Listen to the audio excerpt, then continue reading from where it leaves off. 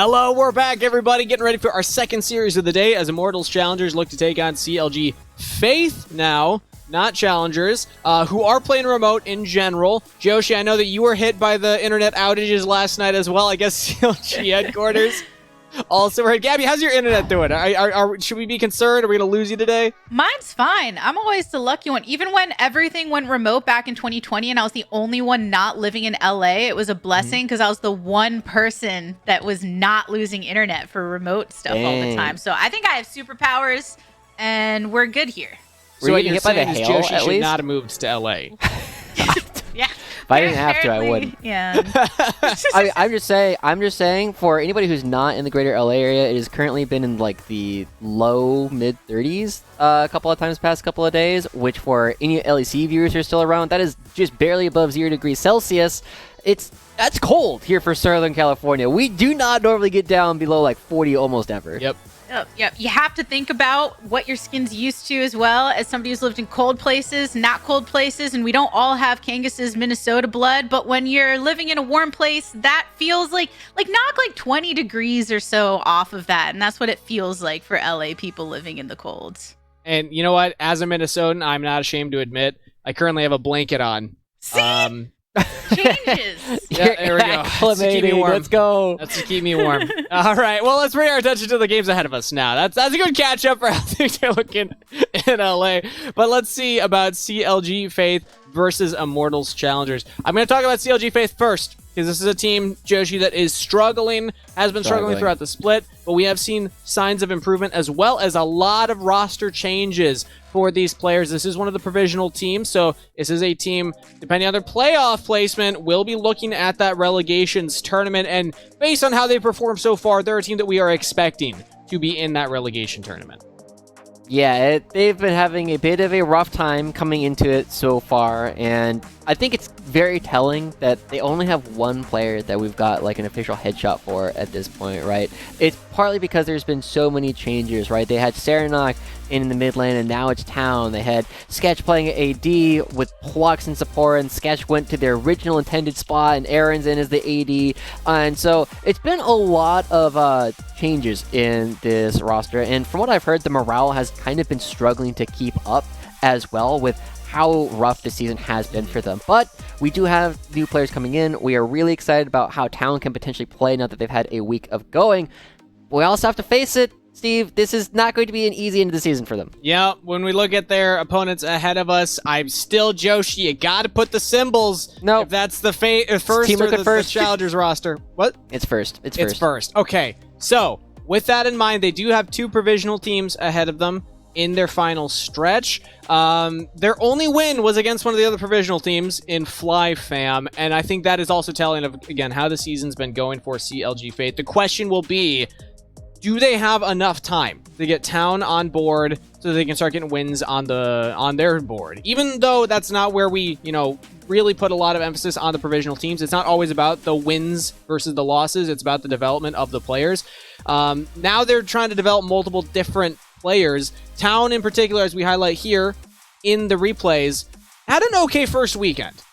He had the Victor game, which ended very poorly, but the Aurelia game was actually pretty slick. And what I wanted to highlight in a lot of these replays, NXI is the playmaker. He's the one finding a lot of these moments, and then Town is following up on what NXI is wanting to do. And I think that that's a great place to start. If you're a new player coming in, follow one of the more veteran voices on the roster and enable them, let them kind of make the plays, and then you follow up. Yeah. It's definitely been interesting. I hope we see more melee champions coming out from Town because the mage play coming out has not been super impressive from this young player, but as somebody who's very new that came in well after the season started, I think we can cut them some slack. On the other hand, they're going up against Bululu, who I would argue is one of the best, maybe the single best team fighter in the entire league. And Bululu, while not quite as strong of a laner as someone like Jimenez, is absolutely nuts in their ability to control a lot of the rest of the team fights around them. Unfortunately, some of the other players on the team have not quite been living up to some of the expectations that we set for them at the beginning of the split. Personally, I had very high expectations for this Immortals Challenger roster, and I think it's fair to say Currently, they're sitting 8-12. Kind of like the CLG, right? It's not exactly where we thought they would be at this point in the split, but this is the rest of their schedule. How would we rate this, Joshi? Is this good for them, bad for them? I think you can't really ask for a much better end of the season schedule, right? You have CLG Faith today, you have FlyFam tomorrow, Evil Geniuses has been struggling, Dignitas is a tough one, but FlyQuest, I think, is going to be a big test coming up for IMT. And so after all is said and done, I'm expecting IMT to move up in the standings a little bit because they are playing a lot of the weaker teams going towards the end, but will it be enough to get them into the top half of the seeding for playoffs? Hard to say. Difficult to say. And Gabby, I got pressure for a player like Town, you know, subbing in, or maybe not subbing in, that's not the right word. Now, coming in this point of the season, going up against a player like Balulu, that's a lot of pressure for a mid laner to have to go up against in their second weekend now. It really is, especially when we're talking about the development of these individual players. Part of that development comes from operating in these team situations, right? What happens when you have time to build synergy? How do you coordinate with other players in this competitive environment? So there's always that you have to sift through when you're coming into a roster late. And then when you're doing so while also facing off against someone that, as Joshi said, may be the best team fighter in the entire league, suddenly what you're focusing on when trying to get acclimated to a new squad becomes that much harder. So I really want to see if NXI in that kind of leadership position can take even more of the reins and try to lead this new addition through, because we've seen glimmers of what he's able to accomplish when appearing in the LCS across Academy in past times. And it's so difficult when evaluating the jungle position because very dependent upon the rest of the team, but you're hoping that you can also help from that position and bringing other new faces in as well. Yep, NXI taking that year off. We were all sad to see him go, and now coming back in. A lot of eyes still on him. A lot of fans still cheering him on. So with that said, I'm going to pass it back over to La Tigers and Joshi because Pick and Ban is ready for game number 1. Bye, Steve. Yeah. Second series of the day. I think that has been a very unique thing, actually, Joshi, of this year when looking at NXI and some of the other players that have stepped away, taken a break for various reasons, and then coming back into the fold. And one of the first questions you ask is, does it take them some time to get back into it? Do they end up shining because the break is exactly what they needed? You also have to consider the pieces around them, but it's been an additional variable that we've had to think about when looking at this season. And I've been feeling a little bit bad for NXI, right? Because, like, you still see glimpses of his play from when he was particularly playing a lot of the bruisers, like the Xin Zhao and the Lee Sin in 2021 at this point. And you still see some of those glimpses of brilliance, but it's very hard to look good as a jungler when your lanes have kind of been struggling. And unfortunately, CLG Faith has not had a lane that has been consistently building leads. We see moments of brilliance from each of them, but not consistently enough for NXI to do big things. It's part of why we've been seeing things like the Udyr come through for NXI, just because, like, yeah, I'm going to farm, I'm going to become this big tank later on, but for now, you guys just got to get there. And CLG Faith, I'm hoping that they can actually do something here. If Town does get something like the Irelia into Balulu Zoe or another one of these artillery mages, it could go really well for Town if they can take them by surprise. And one of the factors when it comes to identity of CLG as an organization in total, because we do see some trends when it comes to the different teams under the same umbrella, is CLG in totality do like to take those, okay, if we're struggling a little bit, what is the unique comp that we can lean into? What is something a little outside the comfort zone of others, whether it is going on those comfort picks that no one knows we have, or just finding a very clear direction. There's only one way to win through this win condition, and we're all going to focus on it. I want to see how they end up adapting in that way in these latter weeks of this regular portion of the season. But they've got to get through Immortals Challengers here today, and especially that mid laner that you pointed out in Balulu and the threat that he actually poses from beginning to end. And I gotta say that with this Annie coming through, normally it's a flex for most teams, but I'm going to be fairly confident saying this is intended to go for Joey and will only not go to Joey if the lane matchup is really bad for him. So I'm expecting that to go there. Balulu is much better known for playing things like the Zoe, the Vel'Koz, even some Xerath and Azir, right? Just playing these really long-range mages. It's what actually took him to Worlds. And that's something that has been kind of cool about Balulu, because when I talked to him, he said he actually took a bit of a temporary pay cut coming over here to play for Immortals because he's so confident in his ability to make his way back up to LCS, get the big bucks coming through and find his way to another major region, because he was playing in Turkey for so long before he came to join us. And I think that's always an important mindset to have, because if you don't believe that you're going to make it up to that top tier, then no one else is going to believe in you. So taking that monetary sacrifice to be able to have the opportunity to prove yourself and reach the heights that you believe that you can achieve. And we'll have to see what he ends up bringing that through with in this game, whether it is the Annie flexed into that position or otherwise. If Joey ends up on the Annie, I do just want to watch what Joey is able to continue doing throughout this season, because has had an identity in this tier, previously Academy and now Challengers, for quite some time, and really loves the engaged champion, sometimes trying to bring the enchanters up to that same level. But somebody that we've looked at as a veteran that also under the Immortals umbrella has a lot of experience. And then over on CLG Faith side, we're not escaping the Lucian Nami. That's just always coming through. I know Azael has some opinions in the LCS about this continuing to be played into what has often been a loss against the Zeri Lulu on that tier, but we've still seen a lot of teams here in the NACL come out with victories because of that leaning on comfort of what has been such a staple bot lane for so long at this point. Yeah, I think the best way that I like to hear it talked about is that Lucian Nami scales with skill, right? If you're just better than your opponents, it is just so easy to play it later on in the game.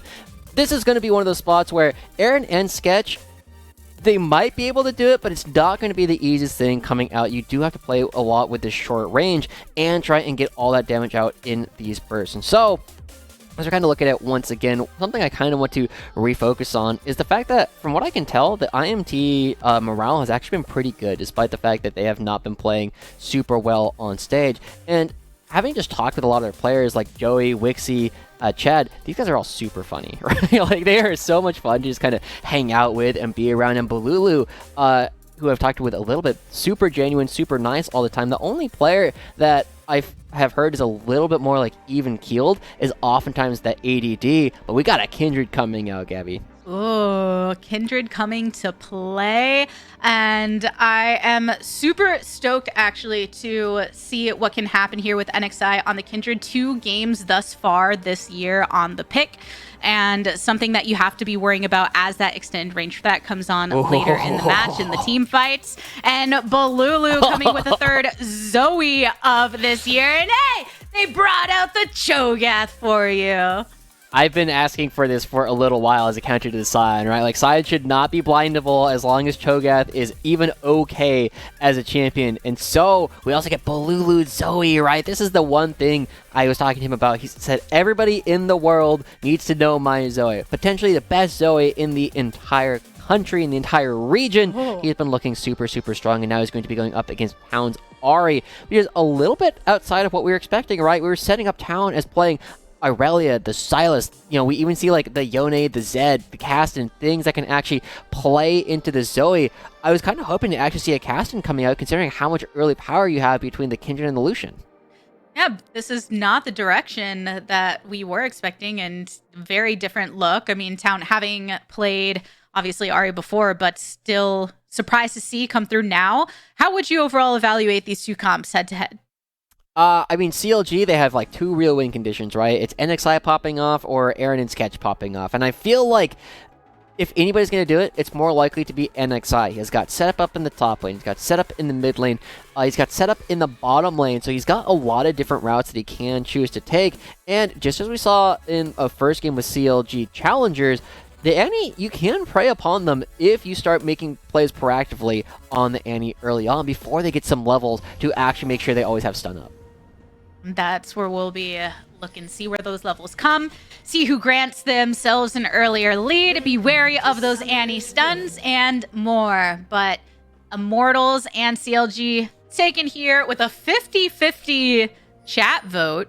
How often would you say I bet Myra is really spamming the CLG faith in the chat right now, for sure. Their manager, big pillar of the semi-pro community for a long time as well. But I'm a little bit surprised that it's still 50-50, and we'll see a little bit of movement as time goes on. IMT becoming a little bit more favored, but it is definitely a spot where I'm going to expect that IMT should probably walk away with 2 wins here today, and if they don't, that's actually a really big sign of strength coming out from CLG Faith as they go towards the end of the season. All right, you declared your prediction for this one. Oh, yeah. 2-0 with IMT. So for... I have a stronger prediction for our next series. Oh, well. I won't prompt you to share that. We'll get there. We'll get there. Yeah, until we get there. Right now, some poke around this mid lane. Bolulu coming to cross with Town. But if we're looking at Immortals and what they end up having to do to win this, I do want to hear, Joshi, a bit of your thoughts on how Chad has been playing this year, because developed such an identity as this big playmaker, always trying to go and gank any lane, anytime that he can. But how would you say pass play has compared to what we have seen from him thus far in 2023? Weird. It's like I talked about this with you last night or something. Yeah, maybe, I feel like Chad has definitely kind of struggled a little bit in 2023 as compared to 2022. They were always one of these players that loved going for early ganks, that loved going for early invades. They would actually go for level 1s in about half of their games. And we haven't really seen that this year, partly because it's a lot harder to build big advantages in the jungle, and also just because it's constantly been a lot of these tanks, right? Most junglers are not willing to pivot away from the Vi, the Maokai, the Sejuani in order to make a lot of these plays happen. And Chad has kind of expressed that it's boring for a lot of junglers to kind of play this over and over and over again. And we haven't seen the same kind of playmaking or confidence coming out from this guy on stage. And I think it's definitely hurt IMP's chances a little bit. It does seem like even when some junglers are trying to say in the nicest way possible, yeah, I'll play the tanks. Even we heard from Kevy in that interview too. Yeah, I'll play other things, but I'll play the tank for the squad. Ooh, lots of just the trade of abilities here in the mid lane. You've got a couple ranged units, so a lot of that burst will come through. Yeah. But in the best junglers, they're stepping into that position, right? And it feels like the most that you can have fun with it is just maybe bringing out a unique... Oh, I'll pause that thought, though, as Joey, looking for the setup here around mid, has the stun at the ready. You see ADD coming down from top side. Sought out by NXI. Wait. Stun up onto Town. Goes for the charm, and NXI here to follow up upon it, and Bolulu with the burst and sleeping as well. Chad with the knock-up and first blood onto Bolulu, the follow-up for the double. Yeah. Oh my god, that looked like a disaster to start off, but it turns around with Bolulu getting a double kill. This guy is so good at navigating all these different fights. It is absolutely wild that they walk away with 2 of them. The bubble was immaculate. The pressure is immaculate. We were saying it needed to be NXI to find some of these leads coming out for CLG. He just got put so far behind. And that will be a big worry for him on this pick, where he said, I need to be able to get ahead and be able to really affect this map. And Immortals making sure to cut him off at the seams. But I really like the way that we saw Immortals really setting that up around the mid lane. The rotation up from Joey had the stun at the ready. You saw ADD coming down, so even though it looked a little messy for a moment, there was plenty of assistance for Immortals to allow Bolulu to thrive in the way that he wanted to. And you can also see right now the fact that NXI has still not gone to go pick up this mark on the top side, despite Chad being on the other side of the map. Kind of just speaks to the fact that IMT just has so much more control on the map right now. NXI doesn't know that it's not being taken. He loses the entire bottom side. And look how deep those wards are, but ADD, look how low that health bar is. Flash for flash and another slash. Bijani getting the kill. Oh, looking for a return, though, on the bot side. Joey tanks up a lot of that damage. Wixie sidestepping the Aqua Prison, so no lives lost. That's not supposed to happen. That is not supposed to happen. This matchup is so good for Cho'Gath. We got to see it a little bit with Gamsu versus Jenkins, but ADD falling to Bijani. This is how CLG Faith have come really close to actually winning some of their games, Gabby, is when Bijani gets really strong in the game. But Joey, are you safe? It's a heal. A heal coming out from Wixie to make sure Joey sticks around. It was getting a little dicey for a moment. Yeah. Wow. Okay. I mean, but still, that's looking really good for Bijani up in the top side. But the big thing we got to touch on, we said it before, Bolulu is one of the best Zoes in the world. He's super well known for this character, already got 2 kills, and NXI trying to snowball somewhere else. Oh, going in for it onto Joey. Joey was already marked so low before it, now punished for it. Wixie has the escape, but a kill, a good play for CLG bot. That's what we were saying. You can prey on the Annie before they get super low cooldowns on their abilities. They double flash because Joy flashed earlier on. NXI, I mean, he was down, but it doesn't look like he's out just quite yet. And so if this Kindred can continue to snowball, Gabby, I think that would be really good. We know that NXI was a classic, a lot of bruisers, but Kindred is also something that they kind of made themselves known for in previous years. We're seeing a little bit of a resurgence of that in this game. And getting that kill to offset the farm lead that Chad had previously acquired and keeping in it. Another sleepy time down here in mid. Town getting bursted, stunned, and killed. Joey with the credit this time around, so support taking the gold, but still a lot of pressure over on the mid lane. And that's a different kind of sleepy coming through for Town right there. Just having NXI in their back pocket, not respecting the fact that people can be around. And now IMT, they're moving right back on over. But look at this, Wixie's not even really receiving pressure and instead is trying to set up a dive. Yeah, Chad over here and try. Joey now at the ready as well. So nothing that they're looking to follow up on it just yet because Aaron and Sketch made that rotation over towards their turret. Lots of controls across into that bot side from IMC as well. We've seen this continuation of the pressure on the top side. Another lockdown onto ADD. NXI here for some of the ranged hits too, if needed. But Bajani making sure that path would not be crossed. And another kill onto ADD. Okay. I'm a little confused. I'm going to be straight with the fact that ADD has a Cole and has now died twice. Like, this is really good coming out from Bajani, finding solo kills in a lane where that is not supposed to be possible, where Sion is supposed to be down 20 CS and threatening to get solo killed themselves. The fact that Bajani is now strong and giving kills over to NXI actually gives CLG Faith a serious win condition. But, Gabby, we have to be honest, we have seen CLG Faith in similar positions to this one before. The strength of CLG Faith, or the weaknesses, usually aren't actually coming out home.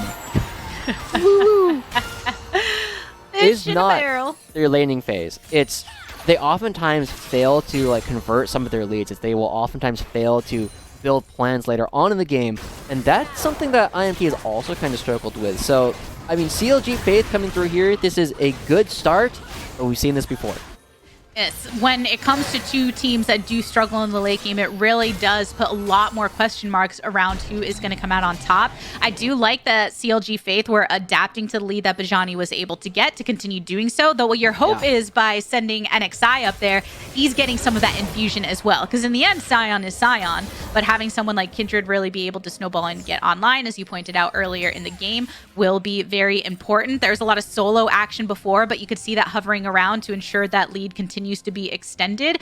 Whereas over on bot, we're about to hit 9 minutes. No dragons taken just yet. It's been pretty even in farm between the two of the bot lanes, though there has been a little bit of scrap. And it's still going to be Bolulu that you got to worry about, though, for CLG. Yep, they're building up that Sion. Yep, going to be feeling a bit stronger with that front line in the team fights. But look at all the squishies in the back that can get burst down. This is a Yep Zoe moment. Yep. Barely dodging out right there on the bubble. They go anyway. Yeah, Chad was channeling over the wall. Look how quickly you go bye-bye. NXI eliminated. Sketch, no one else here. Aaron all the way back over at the tower. So IMT, they are feeling what they can do to these squishies, especially with those outside of the bush hits.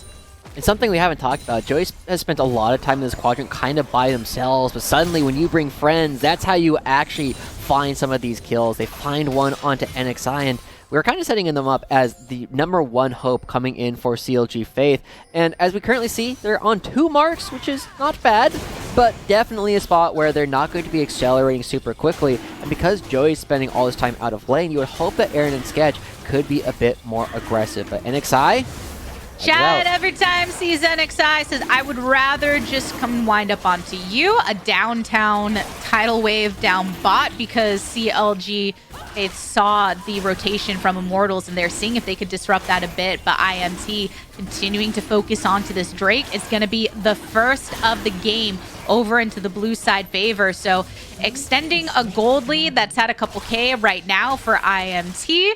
And feeling pretty good about what they've been able to achieve thus far compared to what have been, you know, solo kills or things of the like for CLG. Oh, trying to go for it. Wixie. Going forward, ends up getting some slices onto Aaron. They're trying to focus onto a singular target. Joey a little out of range, be able to follow up. But look, you got the heal out of Sketch, you got the flash out of Aaron, and that was traded for a heal on the opposite side, but still a good mental note to make on the summoners that were drawn.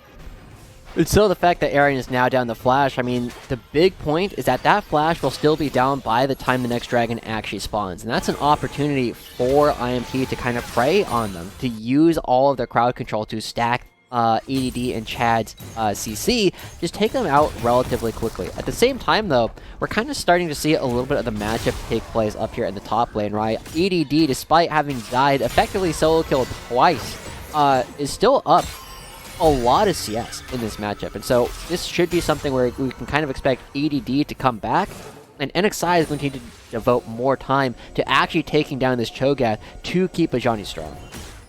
And then the question is, if you do dedicate more time to do so, is it going to be enough to justify the time spent there? But ADD right now, still in a similar position, taking a lot of damage like last time. Sidesteps for a moment, but Johnny's still in pursuit. A few hundred HP to ADD. Yeah, NXI was over the wall. Yeah, looking to get the knock-up, ends up flashing away here, getting the security of the tier 2, but NXI is going for it. A nice hit and connect. ADD goes down. And is there a play on the other side of the map? They drop the Rift Herald. They're giving over money to Wixie and Joey. They're also splitting it with Chad. That's going to be 2 plates, 3 plates already picked up. And it's getting matched relatively easily on the opposite side, right? There's a lot of money getting picked up by CLG Faith. It looks as though NXI has figured out where they need to be in order to find some of this gold. Balulu, I mean, for as much damage as they do to everybody else on the map, is going to really struggle to kill Bajani. Having to go over towards this top side to offset it a bit means that Chad also spends some time over in mid to ensure that the next wave can come through effectively. So yeah, Balulu, even though that damage is good, it's really later on when able to secure one of the alternative targets and not have to focus into his Scion that will really see the true effect here. But in the end, holding strong to make sure that while IMT were able to get some objective focus off of it and really push into some of the plates, CLG still looking for a way to extend some of the pressure that they have accumulated up top. Yeah. It is definitely a exciting thing to see Bajani, because as one of the collegiate players that is still here, right, one of the reasons why Serenok dropped was because Serenok had enough things going on between playing for Fisher College alongside Bajani that they didn't feel that they could support the rest of the team. Bajani is another one of these players, and now they're looking for another potential kill. ADD says, oh, every time there's 2 of you, look how hard they hit. So NXI 4-2 right now. So really finding ways to get that gold has the Kraken Slayer finish, and that threat is starting to become very formidable. Yeah, NXI getting all of this money and just having a reliable source to start picking up a lot of these stacks in order to get those kindred marks is really big. But Balulu, every time the connect comes from Balulu, there is a death to follow in town, often on the opposite end. Immortals answering the pressure up top with extended pressure across mid. Yeah, I mean, I love the fact that Balulu and Chad have identical scores, 2-0-3. They both have 100% KP, and look at that. Balulu, this isn't even supposed to be strong Zoe yet. Does eat some of the culling, but all Aaron can really do is just zone off here, and that's the difficulty I feel with a lot of Lucians when it gets later into the game and you start unlocking from some of these lanes. Once you throw out the culling, then you just don't have as many damage options, and this, you know, Balulu's just really going to be slamming some bursts down when it comes to these fights. Yeah, and taking a look at it, we're starting to set up a little bit. Balulu with no summoners, just going to be chilling here over the wall, kind of poking at the one person they can hit, but it's going to be enough to earn IMT the Rift Herald. Everybody lines up, and Gabby, 30 seconds left until the dragon spawns.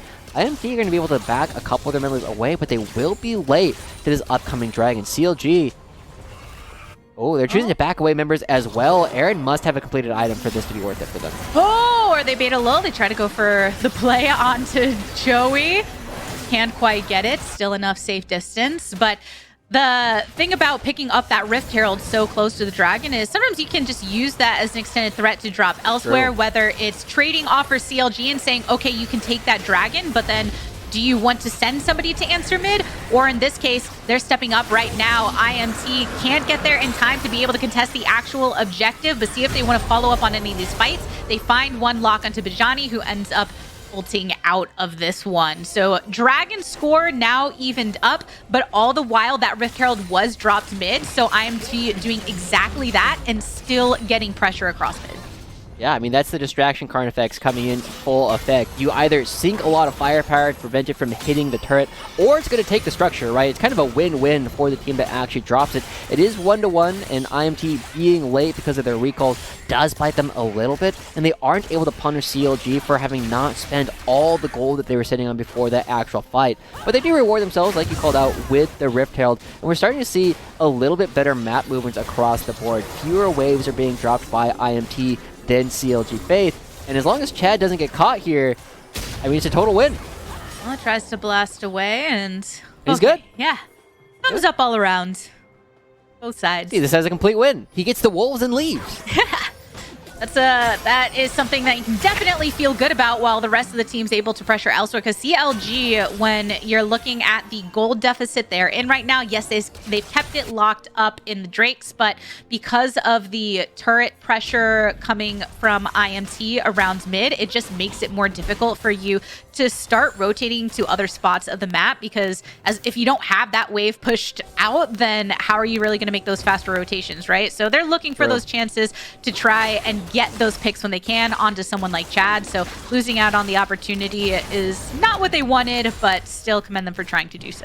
Yeah, and look at this. This is one of the things that we were looking at with AoE. It's been true of a lot of provisional teams, is the number of waves that tend to get dropped as they try and look for plays is often really high. This is one of the things that a lot of challenger teams are able to kind of prey upon the provisional teams for. They are better able to split push against the provisional teams because the response oftentimes isn't there. But for now, IMT, they still need to close out the game. It's not a situation where you're just going to resign a game of League of Legends. It's not like a chess game. You need to actually play out the whole thing. And so now we need to start looking at how IMT can actually create more advantages, can build this up even further. This is a great look from them, right? Because of how far back the wave was pushed bottom lane, you can devote ADD to coming towards the mid lane. You can take control of this top quadrant, take another turret, and as they start to do that, take away all these camps, it'll become harder and harder for CLG Faith to even fight for future dragons. Exactly. Just the more that you can pick up in these moments, the better. And trying to punish any decisions that CLG make to leave any of their wave states behind. But IMT now setting up. Angus, we can hear you, by the way. Just letting you know. I was like, wait, I hear myself. Yeah, don't worry, don't worry. Woo. We back. As we get back into it, IMT, I mean, they're starting to set up town right around the corner. That's dangerous. Oh, yep, going for the downtown hit. Chad onto town, and the calling coming out from Aaron. Chad getting locked up, though. Teleport in for IMT. First to fall here is Chad. NXI is so low in this fight. Attempted to get the long-range hit from Wixie, but couldn't do so. Now Nami's going to sleep, and permanently at that, at least for 30 seconds, while IMT feel good about that follow-up, getting the 1-for-1 trade. Yeah, they are in a very strong position right now. IMT, they push them off. Still looking for more. Pushing them off the second tier turret. This is how they need to start building up an even bigger lead. Take structures off the opposing side of the map. And remember, with the fact that Bajani got as strong as they did on this Scion, they haven't been able to actually build up a lot of proactive plays. They're mostly just reacting to the things that IMT have actually been doing. And this is something that will need to kind of find a bit of a change. NXI is not strong enough. He's not on a playmaking character all on his own. He really needs someone like Bajani or Sketch to start setting up some of these plays and being a bit more proactive. That's what you need, but will we see it, Joshi? Will we see it? Because we've seen it once this year. You know, once is enough, though, to say it is a possibility for this to happen. I'm just looking at the fact that now we are unlocked from the lanes, and Cho'Gath can really start to do Cho'Gath things to allow Wixie and Bolulu to dish out so much damage from that back line. looking for it. I mean, you're already chunking down Aaron and CLG, making this rotation over towards the Dragon coming up now in 5 seconds. And they took the most recent one, so are potentially looking to stack that right now and keeping IMT at bay. They've got the control, but answered by a control for IMT. Town! Another bubble! Oh, Town ended up getting hit, but Lulu keeping his eyes on the sights, and IMT punished them. Oh, Lulu. Now the pursuit Lulu. continues. Sion, the next target. NXI, blast coming out of it, but look how much damage was taken before that happened. But Lulu wants to get this kill. All of the utility thrown from the Nami in response, and Aaron having to flash away. A little sliver of HP left to the name, and Chad wants to go for it, but you don't have the range when she already go ahead and Q in. Aqua Prison landed up, but Joey is here to answer if needed. IMT, they take this turret from the cells off of the prize against what CLG was looking at as an opportunity to potentially get a second Drake, but that ain't what happens. Yeah, I mean, IMT, Balula in particular, it's just such a treat to watch him play this character in particular. And they get themselves a Dragon. He plays this fight a little bit too fast, but I mean, when you're feeling yourself on the Zoe, when you're able to just land bubble after bubble, looking for these opportunities to go forward, it is so difficult for CLG. And having already lost to Ahri, they don't have the damage necessary to try and pick off either Wixie or Balulu, unless Balulu goes a little bit too far. But this is one of those spots where it's like, you know, it's fun. He ends up picking up the kill with the flash, and even though he ends up dying on the backside, you still got to give them a little bit of credit. And I love doing the little things too. IMT, they give the feast stack over to Cho'Gath. They're up 7,000 gold, and CLG are running out of options. Options are so slim for them right now against IMT, who really punished them. And I mean, I do think it was really fun seeing what Bolulu was able to do there. And by getting that second Dragon now, cutting into one of the conditions that CLG were beginning to build for themselves. CLG looking for a potential play out of the bush. They do get the lockdown onto one and the charm to follow up. Suddenly Chad has fallen asleep onto one, a knock up onto 2 CLG members on the retreat, and Wixie's trying to dish from the outskirts, but NXI right in the middle of the Lamb's Respite keeps enough time for them to stay alive, but over the wall, Wixie gets the cleanup onto Town. NXI still on the retreat, and then Wixie finding another burst, gets the double, looking for the triple, but all the while you have Bolulu and ADD zoning off Vajani, so IMT coming out on top with the Quadra and more. It's an ace for the squad. Yeah, I said it at the beginning. Wixie goes nuts here. Nobody's touching Wixie. He's got so many low health bars grouped up. He moves off to the side, and yes, you kill 2 members, but these guys aren't your damage dealers. Joey, he does that one thing that you need to do on the end. You get the Tibbers down, but after that, I mean, look at this. Wixie hasn't committed ultimate yet. Hasn't really done a whole lot. He's just building up, and then afterwards recognizes, oh, I don't care about the big tank. I'm going to go hit everybody else. I have the ultimate. I have the damage. We are starting to get to the late game. I need to kill the Nami first because she keeps the Lucian healthy and just runs everybody down. It's a certified Zeri moment, and this is some of the Wixie that we've been missing for so much of 2023, coming up with these big plays like that. Wixie is the player that a lot we're looking at on this IMT squad when coming into the season, saying, how does this development go? How do we see this bot lane evolve, especially when paired with a league veteran in Joey? And then you see these moments and you think, okay, that is what you're looking for. That's it. Yeah. I hope we get to see a little bit more of that, right? Wixie was one of these players that has had a lot of history, playing with the 100 Thieves Academy in their very dominant run previously, before being dropped a little bit, and just like Darkwings before, has had to play their way back through the semi-pro scene before coming into the Challengers. And IMT has been a home where they've kind of been struggling so far this year, but plays like that give us glimpses of the original Michael Hernandez that we were hoping to see even more of. And on characters like Zeri, characters they've been known for, Wixie can still do it.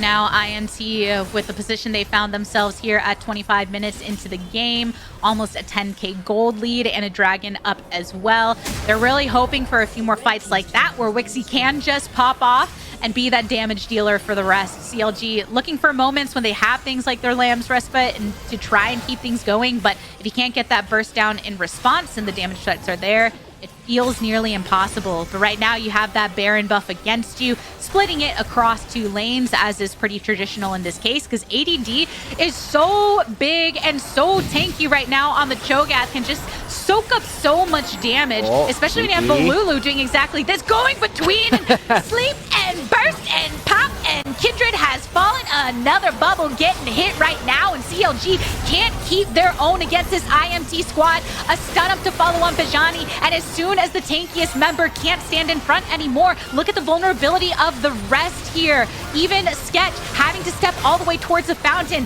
Aaron, after drawing out the calling, takes so much damage, has to relentless pursuit out of the laser from Wixie and go into the fountain to heal up, but IMT, all the while, they can continue to clear around this base. They're taking out the mid inhibitor. They're sending even more to sleep. Bolulu is feeling himself for sure.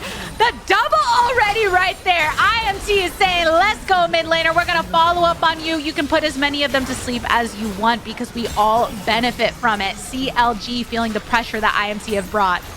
Oh my god, I love watching Blue Zoe so much. They're going to be ending the game right here. Wixie's still so strong, and CLG have not been able to fight anything. Town has no ultimate. IMT, they're looking for the game ender right now. Doesn't matter which way or how, wanting to bring themselves closer to double-digit wins.